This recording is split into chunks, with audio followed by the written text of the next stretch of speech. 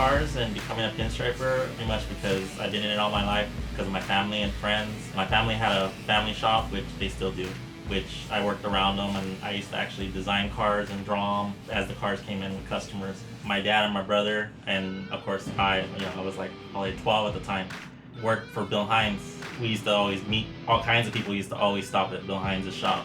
For instance, Larry Watson would always come by, Eddie Martinez, pretty much a lot of people. Larry Watson probably would have to be probably one of my inspirations. When I was 12, I used to always sit there and draw. And then one day Larry Watson came up to me and he's like, hey, who drew these? And I was like, well, I do. And my dad's all, yeah, my son does. And then he liked my stuff, and then he once told me, he's all, we're gonna work together, kid, you'll see. He used to call me the kid at the time.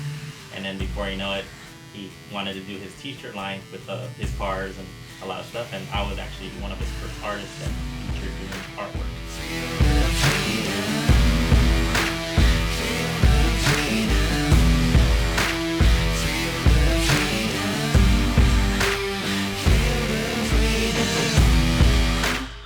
Being a craftsman in the craft, I think, is doing your best, never doing half the job. Always do it to the fullest.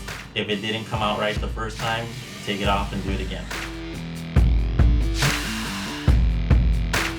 I've always said life is art, art is life, because to me it's not just a job. It's not just like I just do this from 9 to 5. I do it 24 hours a day.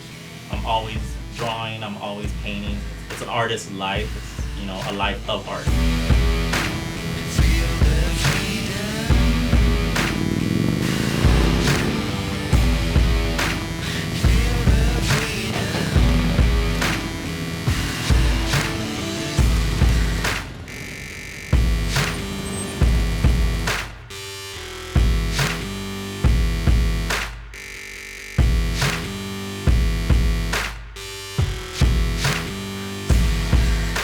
Pinstriping is more of like a frame of expression, like expressing yourself through your car, through your bike, pretty much on anything. Kind of like a person wants tattoos, so they get tattoos to kind of a form of expression of themselves.